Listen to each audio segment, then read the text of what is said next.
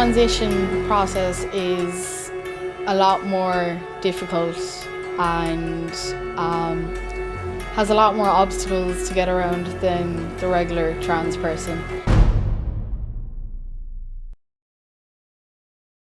My name's Danny, I'm 20 years old, I'm a trans guy and I'm from North County Cork. For the first few years of school, I was in a mixed school, so from junior infants to first class. It was a lot easier back then when my body was perceived the same as all the other boys. After first class, from second class to fifth class, I was in an all-girls school. And I was one of those playing in the mud girls rather than playing with dolls and things. My music taste by fourth class had changed to rock music, and I was more intrigued by aggressive music than any other kind, and I think it was a way for me to listen and vent my feelings and feel like, other people did feel angry at their existence. And I was one of those stubborn kids that was kind of like, this is me, take me as I am or don't at all.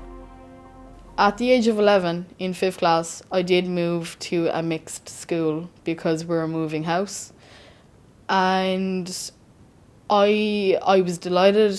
I thought, this is great. I've always gotten along more with boys than I did with girls, and I thought it was going to be amazing. And I built it up to be a lot better than what it was. Anytime I did talk to the boys, it was, oh, you're flirting with the boys, or oh, you must have a crush on that boy. And it was, no, I want to fit in with the boys. I want to be like the boys. I want to be perceived how the boys are perceived. I want to do the same things that the boys are all doing. I want to be invited to their house to hang out. I don't want to hold anyone's hand. I don't want to be kissing anyone on the cheek. So it was quite difficult as well. I haven't felt jealousy a lot throughout my lifetime, but the most jealousy I have ever felt was towards my brothers. I think now as well, like particularly in the last 2 years, I've been very jealous of the older one. He's 13, he's almost 14, so he's at that age where he's getting the body that I feel I should have been born with and should have been getting at that age. So there is a bit of jealousy there. Dealing with dysphoria is the worst thing I've ever gone through in my entire life. Dysphoria is the sense that you don't feel comfortable, you don't feel happy, you either feel extremely negative or you feel numb. I have pretty much a little list of things that I can do or can avoid doing to make myself feel better. The list is things like wear my binder, which is sort of like a vest that I will wear under my shirts, which compresses your breast tissue. I will wear makeup in a certain technique that my cheekbones are more masculine looking. I will avoid going shopping. I don't feel good going clothes shopping when I'm dysphoric, because I start to realise, even in the men's section, this top is too long, it will hug this curve or that curve, it's too clingy, the neckline is too deep and it will show my binder and make it obvious. I'll try to talk as little as possible, and it's because my voice is one of the things that I am most dysphoric about. And on those dysphoric days, I do tend to overanalyze everything. And I tend to become very aware of my whole surroundings. I I could walk down the street and I will pick up on anyone glancing at me, and I will put it down to it's because I'm transgender. I knew that the piercings helped me deal with my body, helped me love myself more and like my body more, made me feel a bit more comfortable. And the fact that it was, at the time, the only thing I could do to make myself feel comfortable was to get a piercing or get a haircut.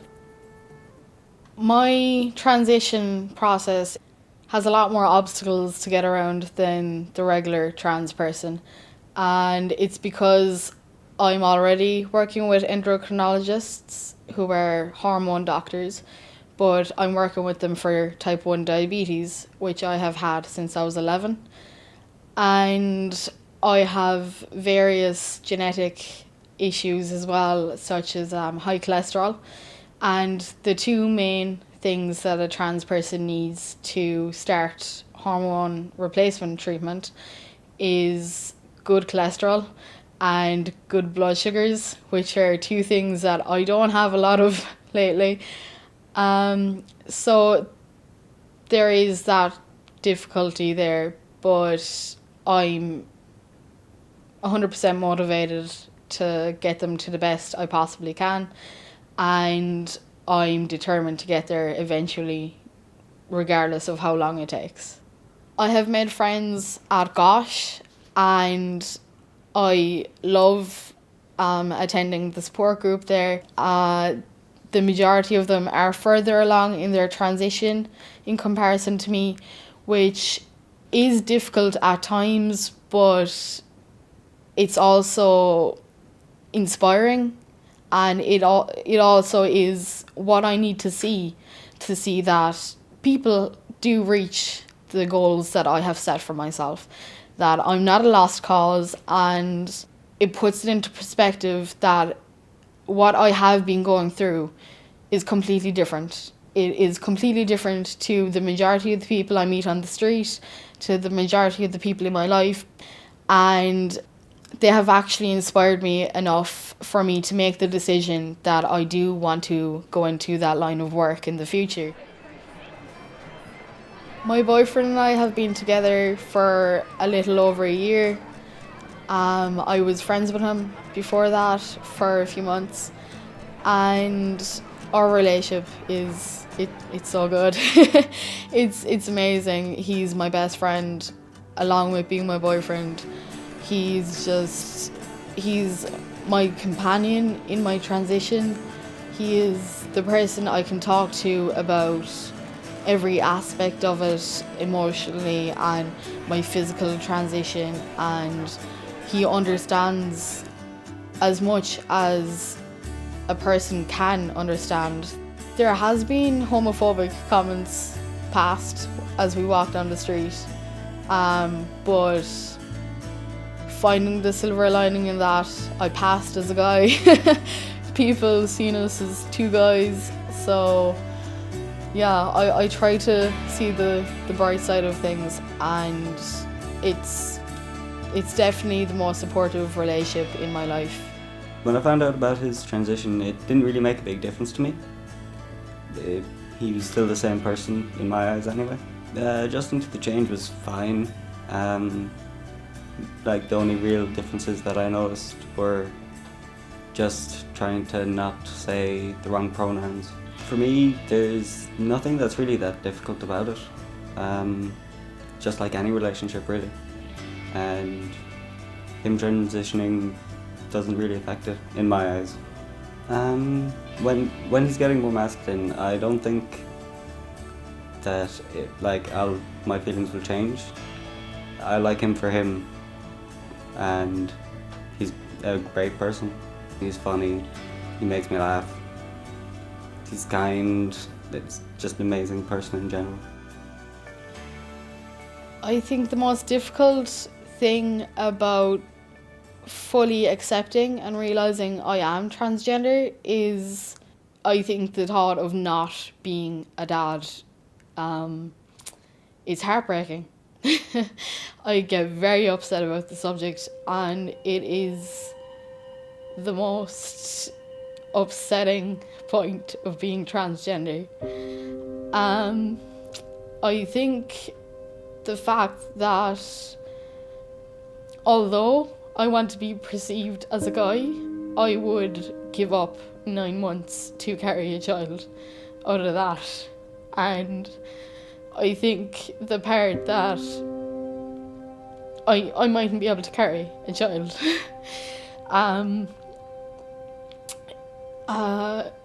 it costs $4,000 to get your eggs frozen, and that's a lot when you to think about the cost of top surgery and affording rent and food and everything. And it's just really upsetting to think that I mightn't be able to have a family in the future. And out of all the discrimination in my life that I will go through, I think above all, that is the most heartbreaking part of it. It's not waking up in the morning and feeling like your body is a cage and that it's not your own. It's not speaking and hearing someone else's voice that isn't your own.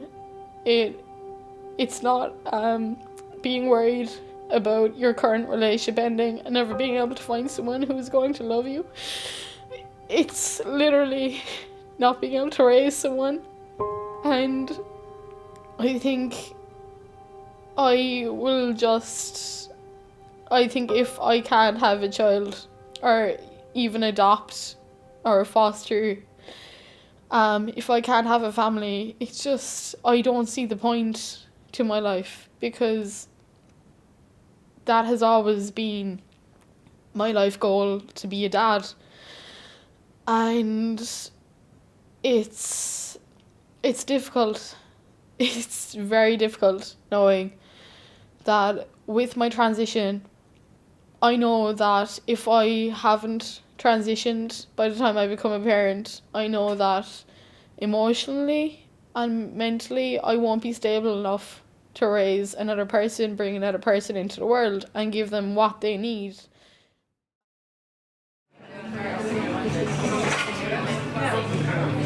In my transition, I am currently only socially transitioned, and I am waiting for the approval of a psychiatrist. I have yet to have my first appointment with him, so fingers crossed that will all go well, and everyone in my life, even people I meet at the shop or acquaintances that I don't bump into often, they all know that my name is now Danny and that my pronouns are he and him. And I have a rule where I will watch at least one YouTube video or read at least one article online which speaks about being transgender and speaks about it in a positive light every week. So I won't go a week without finding that bit of support, because I think especially right now in my transition, I need as much support as possible, because right now is the most uncomfortable I will probably ever be with my body. So all of my friends in my life at the moment are supportive. Anyone who is in any way not supportive, I don't have time for, because it's hard enough to transition and know that the rest of your life, so long as people know you are trans, that you are going to suffer from some aspect of discrimination. Every trans person must see a psychiatrist before they receive hormone replacement treatment to make sure that they're ready for the change. And today is the day that I meet my psychiatrist for the first time. This is the most important and biggest step so far in my transition.